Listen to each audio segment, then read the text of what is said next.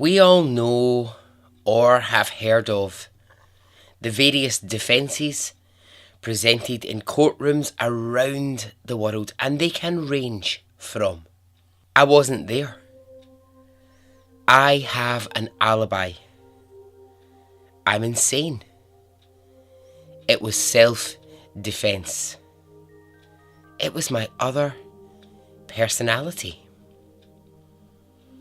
Let's talk defence and the cases where it's a case of cross your fingers and hope to God that a judge and a jury will buy it. Welcome to Extraordinary Stories Podcast.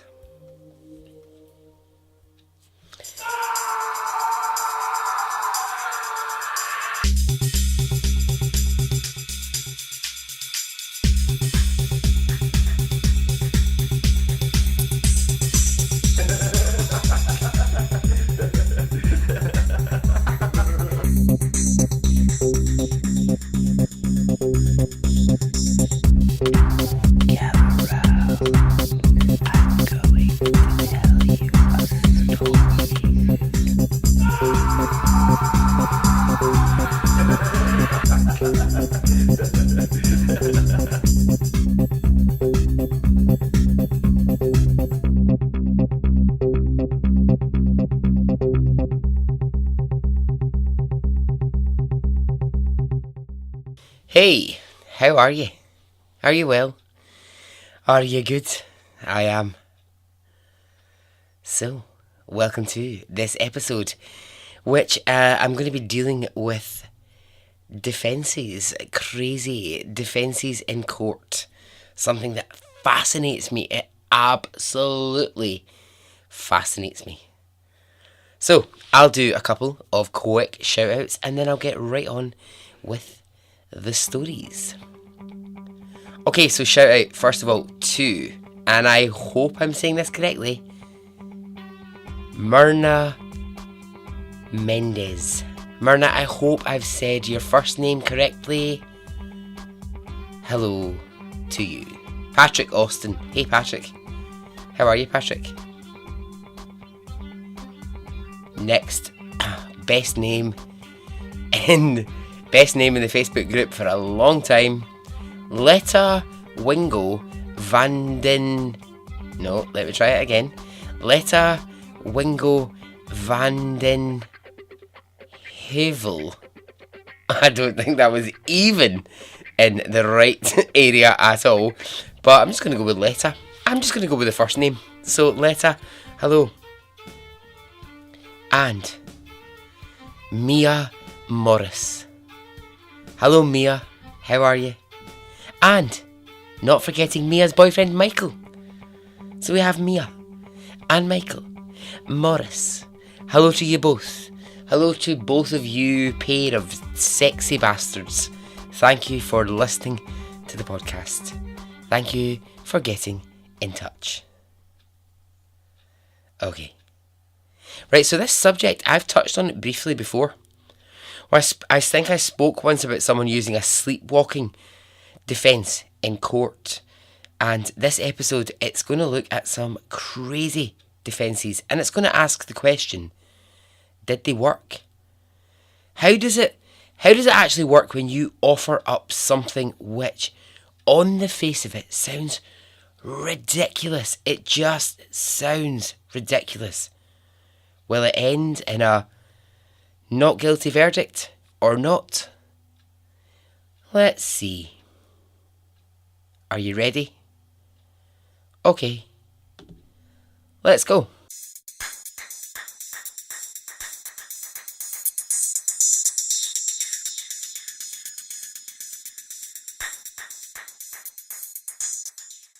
In the 1990s, there was a huge range of TV shows which focused on real people in front of live audiences, all with a story to share.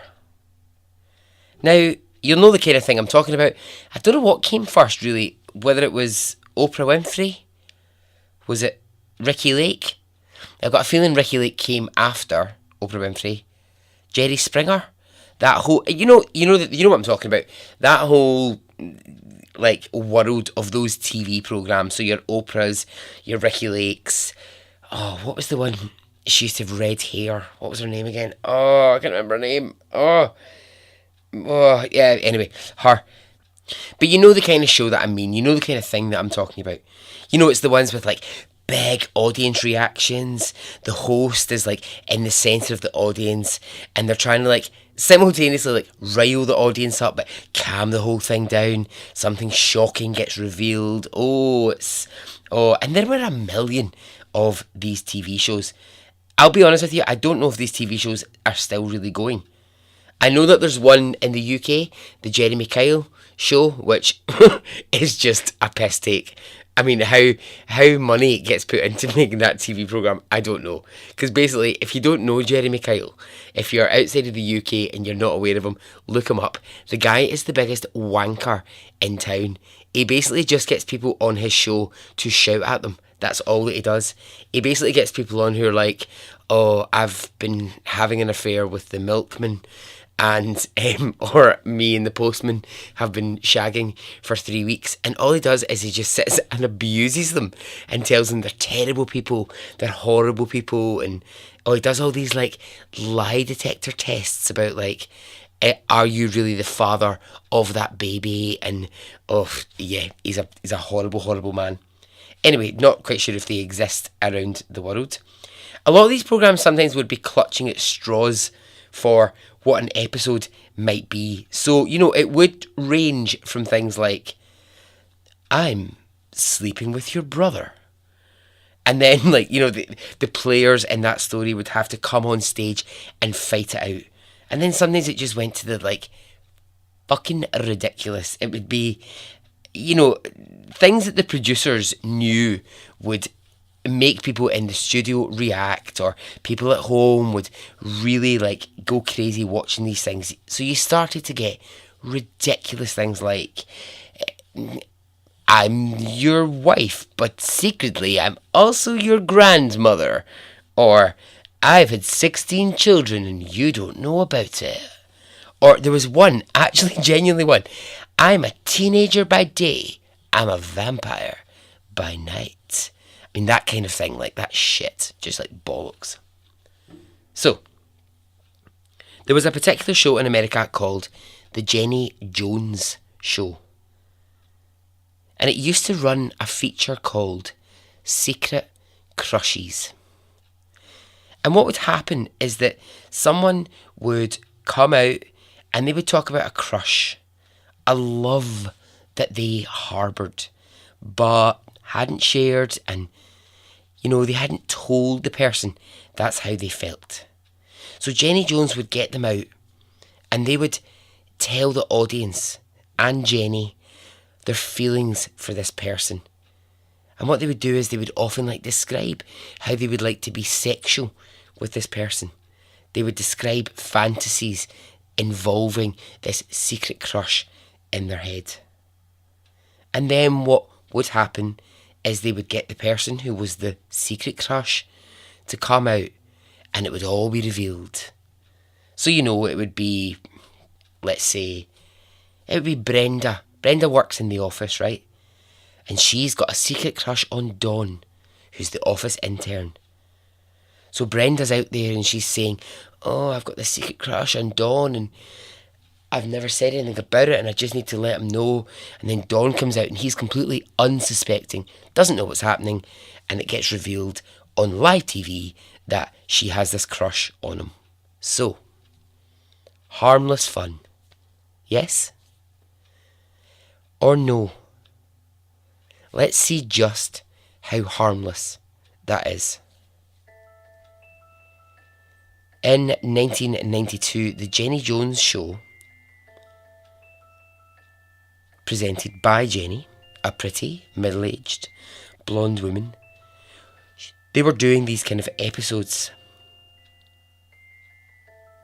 And she had the Secret Crush feature running. So she invited onto the show a man who would reveal his secret crush, and his name was Scott Amager.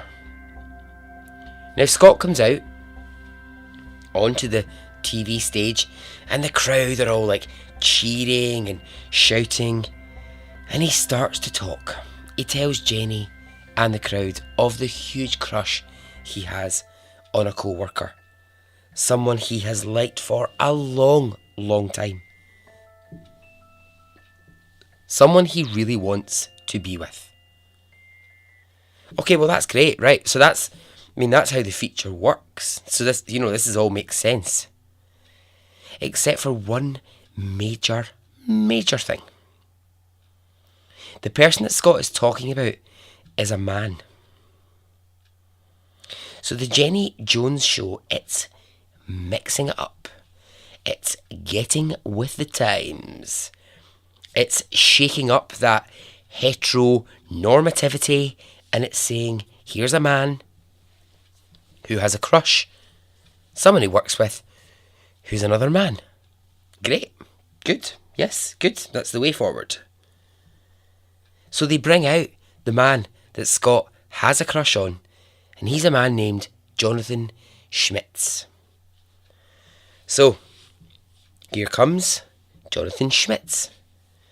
Now, Schmitz has been invited onto the show by producers because he knows that someone in his life has a crush on him, but he's got no idea who that is. So he comes out onto the stage in front of the whole studio audience, and Jenny announces, "It's Scott, your co-worker. He has a crush on you." Now, Jonathan Schmitz, he laughs at first, and he thinks this is quite funny. What you can see is, it's really awkward. He is uncomfortable. He's not even just a little bit uncomfortable. The whole thing is a bit like, oh, do you know when you get that when you get that feeling in your lower body when something's really awkward and you're like, oh God, it's so fucking awkward, and you kind of want to watch it, but you kind of also want to turn away from it all at the same time? Well, it's a bit like that. Anyway, Schmitz is all laughing and smiling about the situation. Oh, I've been brought out, and oh, my male co-worker has a crush on me. And Jenny says to Schmitz, "Do you think there could be a potential relationship here?" And this is where the whole thing is completely flawed. For me, the whole thing here is a fucking disaster. Schmitz replies, "No, I'm heterosexual." Now, I don't blame him for saying that at all. I think the fault of all of this, it lies with the producers. It's just a bad decision. They bring a straight man out on TV for a gay man to tell him that he wants to do the horizontal tango with him. And it's awkward.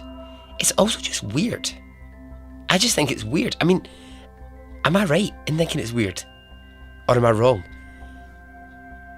I'm really sure that I think it's wrong. But then when I was talking the story through in my head, I was like, hang on, maybe am I wrong? Maybe is that okay to do that? But I really don't think it is. Now, there'll be, of course, plenty of straight men and straight women who've had a bit of a rumble in the jungle with the same sex after a few drinks, or they've just experimented or tried things, but surely it's on your own terms. It's your own choice. It's not being brought out on live TV for someone to go, for someone of the same sex, when you're not interested in the same sex, to go, I have a crush on you, I would like to do all these sexual things with you. For me, that's just all a bit weirdo McWeirdo. I don't know, for me it's odd. It's odd. So the fun and games of the TV show, it doesn't last long. The taping of the TV show, it comes to an end. Fine. Okay, that's it. It's all over. Or is it? Was it just a bit of harmless fun for TV? Or is there a much, much darker element at play here because of this event? Yes, there is. Schmitz, in the hours after the live TV event, realises he is utterly humiliated by the experience. He's mortified that a gay man fancies him. And over the next few days, as they all go back to their own lives, Schmitz comes home one evening to discover that a suggestive note has been placed under his door. And the note has been left by Scott, the person who went on to the Jenny Jones show to admit the crush. So Scott had basically gone to Schmitz's house and left a note indicating, I'm up for it if you are. I'm up for a bit of fun if this is something that you want. I will just reiterate, Schmitz is a straight man. So this pushes Schmitz over the edge. He doesn't want these kind of notes left under his door. And so the following morning, he does this. He goes to the bank and he withdraws a large sum of money. He goes and he buys a gun. He takes his newly purchased gun to Scott's house, and when Scott answers the door, Schmitz raises the gun and fires 2 shots into Scott's body. Scott dies instantly. As soon as this happens, Schmitz calls police and he says the words, I think I've just killed a man. He is arrested on the scene. So he's taken to prison and he awaits his trial. Right, so now we're going to get into why I wanted to tell this story, and it's the defence in this case that I particularly wanted to talk about.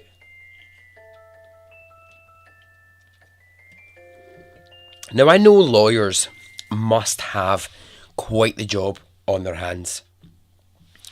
They must have to be, if you're a defence lawyer, you must have to be so inventive, so creative.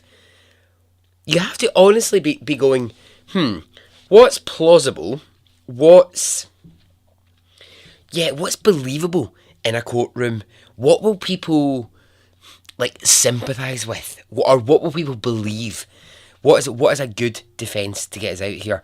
I mean, I will not go back over this ground because it's so tried and tested. But again, the Menendez brothers stands up. This is probably where my obsession with defence comes from. The Menendez brothers and that entire defence of childhood abuse that nobody was ever able to prove. So that was their defence. No one could ever prove it. But I get that defence lawyers have a real job on their hands, having to come up with creative, inventive, and things that they actually think will get their client off. So, in this case, Schmitz's defence's team, they put forward a defence which they call gay panic. Yes, gay panic. That's not, oh, I'm a gay and I'm panicking about something. That's, in all seriousness, I am afraid that a gay person was going to touch me. I was scared of this gay person in that moment. Now, it's a very controversial defence, but the team put it forward and they decide to go with it. What they say is that Schmitz felt threatened by Scott. He felt threatened that Scott was going to come on to him. I mean, again, we're in a very muddy area because Again, at this point, I'd be asking, well, when you say come on to you, what, did you think he was going to rape you? Did you think he was going to touch you? Exactly what did you think was going to happen? What caused your gay panic? What caused that? So now lots of other things start to emerge in court. Like, doctors will come forward and say, oh, Schmitz had actually had some mental health issues. He had depression, and it was appearing on this TV show, and it was the shock of a male telling him that he really fancied him that pushed him over the edge. Not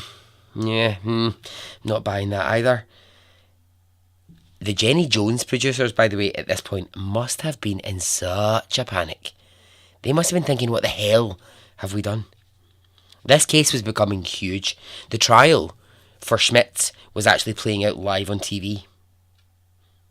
It was decided that although that episode with Scott and Schmitz had been recorded in front of an audience, out of respect for Scott's death, it would never be aired properly on TV. So, the case continues.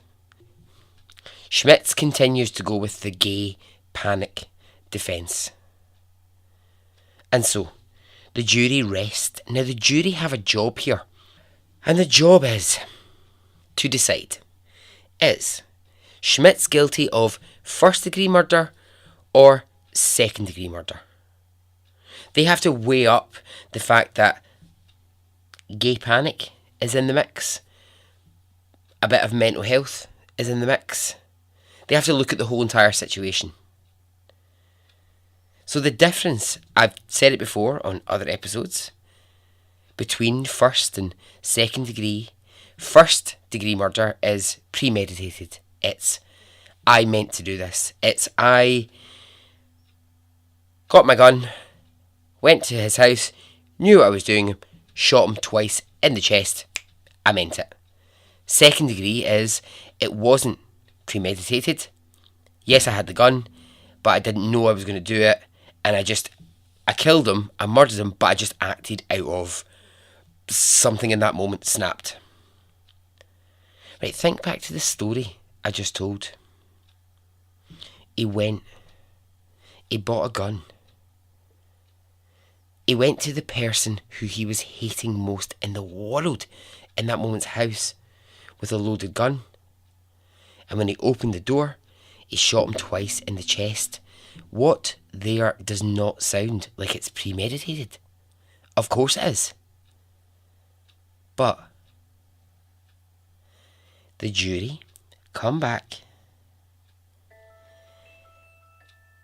They've reached the decision and they decide it was actually second degree murder. It wasn't planned. It wasn't planned at all. What they say, what they actually try to say is so fucking ridiculous. They tried to say that actually Schmitz arrived at Scott's house with a loaded gun just to have a conversation, but that something in Scott's behaviour somehow provoked Schmitz into murdering him. Something made him snap, and then he just shot him in that moment. I'm not buying that. He went to that house with a gun and a plan. There is no way he went to that house not knowing that he wasn't going to shoot him. And you know why he ended up with the fucking second degree murder charge and the lesser time in jail is because of the gay panic defence. It worked really well. The jury believed it. The jury believed... So the jury were basically in this position where they went, okay, you did shoot him. Yep, you did go to his house with a loaded gun. But we're going to be a wee bit more lenient on you because actually, yeah, you were gay panicking. So he was sentenced to 25 to 50 years in prison. And right now, Schmitz is a free man. The Jenny Jones show ran for another 13 years. They never ran another episode on same-sex crushes. But what about the drama around the gay panic defence? Well, at the time, there were other cases using this, and it was becoming a really popular term with defence teams. The horrific, absolutely brutal murder of Matthew Shepard in Wyoming, the defence used gay panic. A man in Milwaukee stabbed his male neighbour 60 times, and in court he used the gay panic defence because he thought his neighbour was coming onto him. The man received 5 years in prison. A woman in Liverpool, England, smashed her co-worker's head through a glass window at an office party, causing the woman to lose sight in one of her eyes. And when it went to court, she used gay panic. She said, "I thought the dyke was going to try and touch me." Oh my God, are you getting me on? What the fuck? What the fuck? I'm so angry. The history of it, actually, as a defence, is fascinating, because do you know where it comes from? It comes from actually the 1960s, where it was still believed that homosexuality was a mental illness. And there was a term, homosexual panic.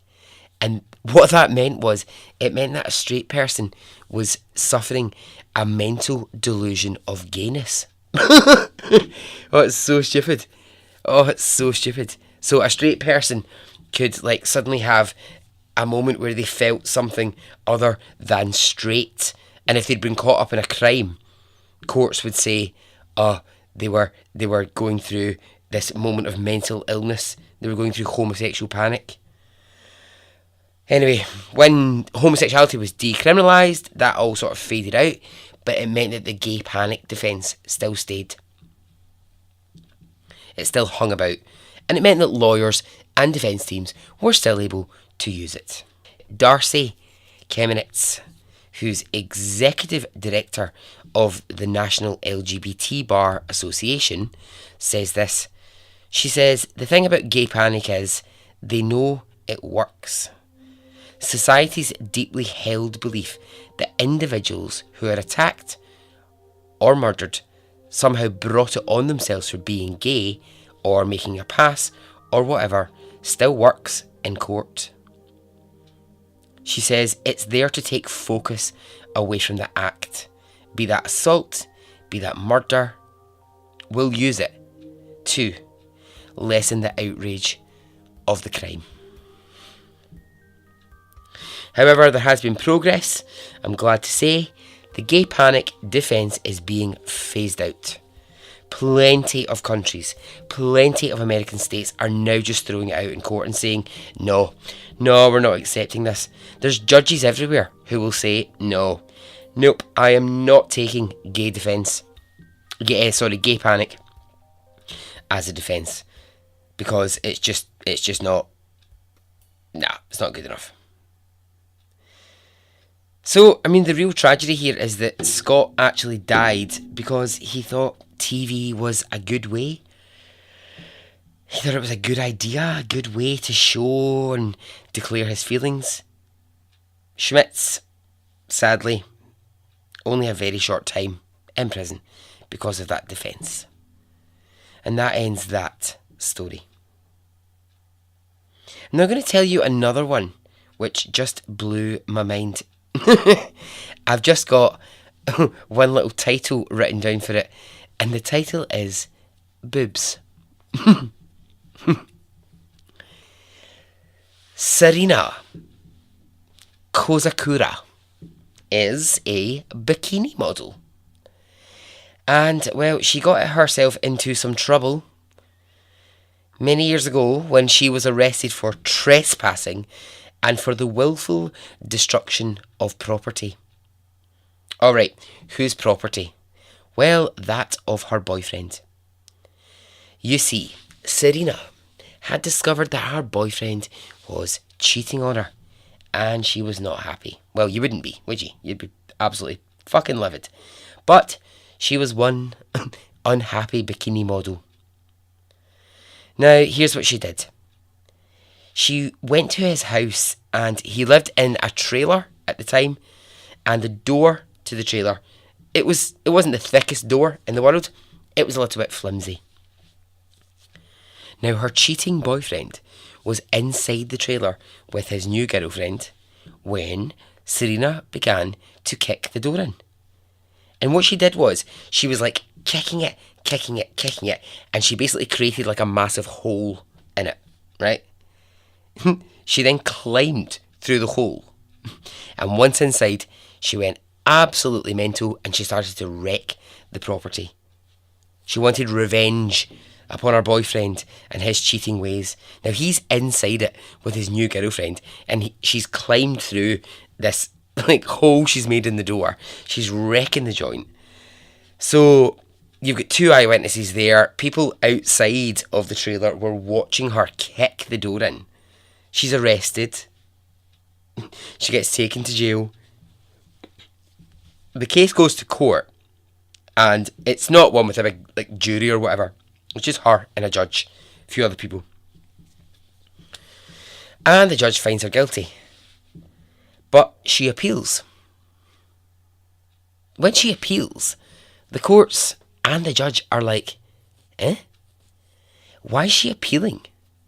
Like, witnesses saw her. We know it was her. But she comes back with this defence. And what a defence it is. She comes back and she says the hole in the door was of a certain size, and I couldn't possibly have climbed through that hole in the door. What are you talking about here, Serena? Well, this.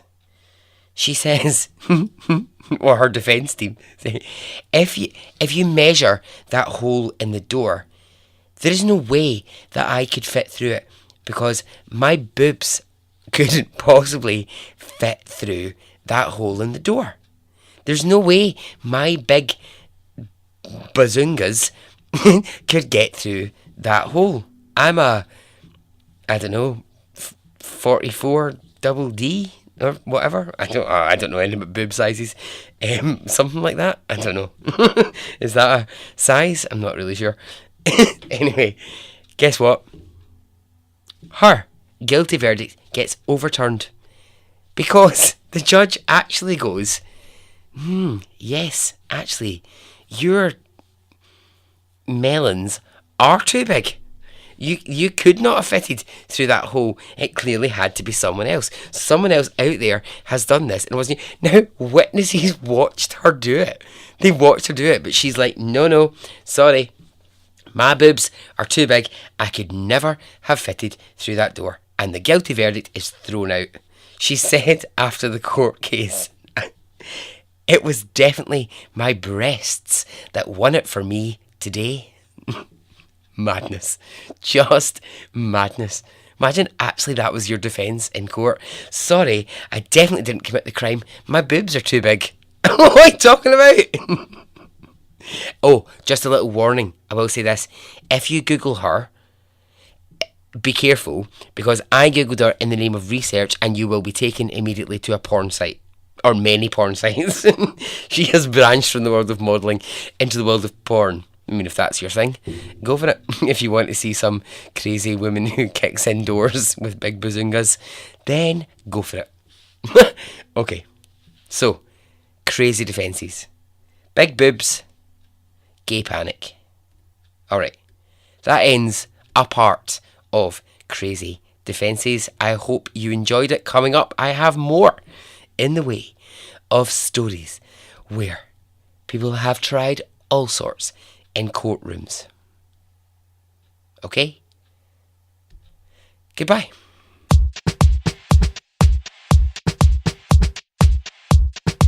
It didn't affect me really one way or the other.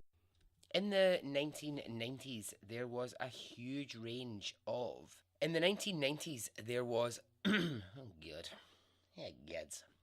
In the 90s. Oh, for fuck's sake, what's wrong with me? Why can I not get this one sentence out?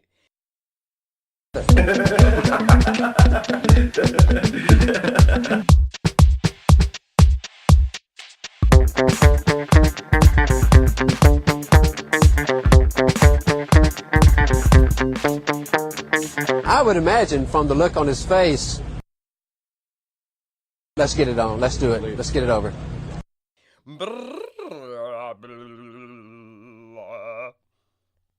On to the Jenny Johns. Jenny Johns? Who's she? Schmitz continues to go with his gay defect. His gay.